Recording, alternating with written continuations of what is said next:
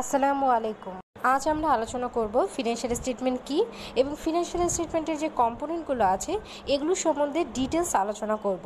যেহেতু আগামী ভিডিওতে আমি ফিনান্সিয়াল স্টেটমেন্টের উপর একটি ম্যাথ সলভ করাবো, তাই ম্যাথ করার পূর্বে বিষয়গুলো সম্বন্ধে আজকে আলোচনা করব।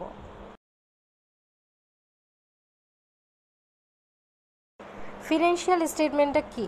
ফিনান্সিয়াল স্টেটমেন্ট হচ্ছে এমন একটা ফর্মাল স্টেটমেন্ট যেখানে হচ্ছে আমরা ফাইন্যান্স রিলেটেড কোম্পানির ফাইন্যান্স রিলেটেড ইনফরমেশনগুলো প্রেজেন্ট করে থাকি।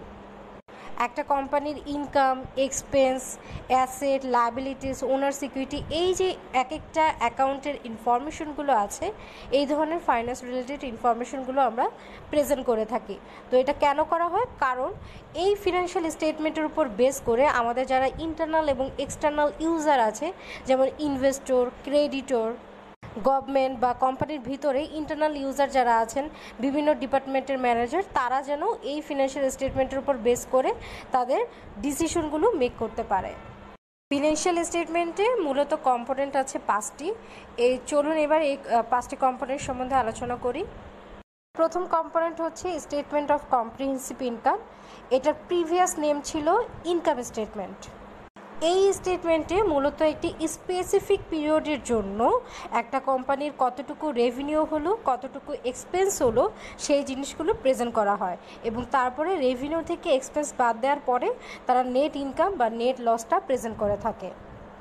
অর্থাৎ এই স্টেটমেন্ট থেকে কিন্তু আমরা কোম্পানির পারফরমেন্স সম্বন্ধে জানতে পারি। 2 নম্বর কম্পোনেন্ট হচ্ছে স্টেটমেন্ট অফ ফিনান্সিয়াল পজিশন, যেটা প্রিভিয়াস নাম ছিল ব্যালেন্স শিট।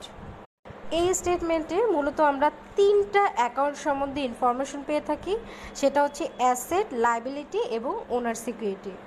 একটা কোম্পানির কতটুকু অ্যাসেট হলো, কতটুকু এই কোম্পানির লায়াবিলিটি আছে এবং ওনার সিকিউরিটি আছে, এই ধরনের ইনফরমেশনগুলো আমরা এই স্টেটমেন্ট অফ ফিনান্সিয়াল পজিশন থেকে পেয়ে থাকি।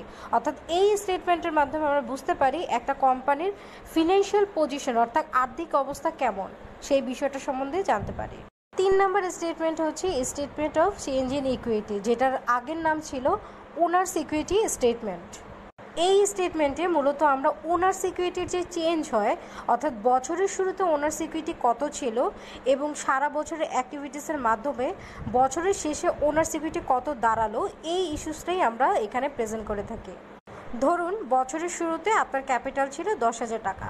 এবার সারা বছরে দেখা গেছে যে আপনি কিছুটা ইনভেস্ট করেছেন এক্সট্রা, নেট ইনকাম কিছুটা আপনার হয়েছে যেটা আপনি যোগ করেছেন, কিছুটা আপনি ড্রয়িং করেছেন অর্থাৎ আপনার পার্সোনাল ইউজ করার জন্য কোম্পানি থেকে তুলে নিয়েছেন। এই সমস্ত কিছু করার পরে বছরের শেষে দেখা গেল আপনার কাছে ক্যাপিটাল রয়েছে 12,000 টাকা বা ওনার সিকিউরিটি রয়েছে 12,000 টাকা। অর্থাৎ বছরের শুরুতে ছিল 10,000 এবং বছরের শেষে দাঁড়ালো 12,000। তাহলে এইটাই হচ্ছে আমরা স্টেটমেন্ট অফ চেঞ্জ ইন ইকুইটিতে দেখাই, অর্থাৎ ওনার সিকিউরিটি আমার কতটুকু চেঞ্জ হলো। 4 নম্বর স্টেটমেন্ট হচ্ছে statement of cash flow. Statement of cash flow মূলত ক্যাশ বেসিস অ্যাকাউন্টিং ফলো করে। এখানে স্পেসিফিক পিরিয়ডের জন্য আমাদের কতটুকু ক্যাশ ইনফ্লো হয়েছে অর্থাৎ কতটুকু ক্যাশ আমরা রিসিভ করেছি এবং কতটুকু ক্যাশ আউটফ্লো হয়েছে বা কতটুকু ক্যাশ আমার কোম্পানি থেকে চলে গিয়েছে বা পেমেন্ট হয়েছে, এই জিনিসটাকে আমরা প্রেজেন্ট করি।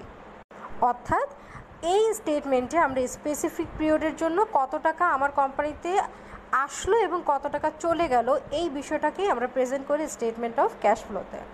লাস্ট যে ফিনান্সিয়াল স্টেটমেন্টের কম্পোনেন্ট সেটা হচ্ছে নোটস বা এটাকে ডিসক্লোজারও বলা হয়ে থাকে। এটা কিন্তু কোনো ফর্মাল স্টেটমেন্ট নয়। আমরা যে আগে 4টা স্টেটমেন্ট দেখেছি like statement of comprehensive income, financial position, change in equity বা ক্যাশ ফ্লো, অনেক ইনফরমেশন আছে যেগুলো কিন্তু আমরা স্টেটমেন্টে দেখাতে পারি না, যেগুলো আমি নোটসে দেখাই। যেমন ধরুন একটা কোম্পানি প্রায় লাস্ট 10 বছর ধরে একটা ডেপ্রিসিয়েশনের মেথড ফলো করছিল, বাট সার্টেন হচ্ছে তাদের কোনো পলিসি চেঞ্জ হলো, তারা তাদের ডেপ্রিসিয়েশন মেথডটা চেঞ্জ করে ফেললো এই বছর, তখন সেই ইনফরমেশনটা কিন্তু নোটসে দিতে হবে।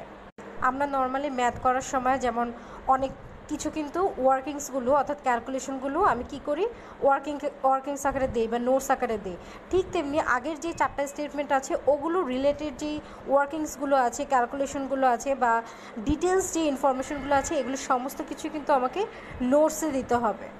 আমাদের আগের ভিডিওগুলো মিস করে গেলে নিচে ডেসক্রিপশন বক্সে যান, সেখানে আগের ভিডিওগুলোর লিঙ্ক খুঁজে পাবেন। অথবা আমাদের চ্যানেলে ঢুকে প্লে লিস্টে যান, সেখানে কিন্তু প্রত্যেকটা কোর্স অনুযায়ী আলাদা আলাদা প্লে লিস্ট আছে এবং ম্যাথ টিউটোরিয়ালের জন্য আলাদা প্লে লিস্ট আছে। আমার চ্যানেলটি যারা এখনও সাবস্ক্রাইব করেনি, চ্যানেলটি সাবস্ক্রাইব করে পাশেই থাকুন। Thanks for watching.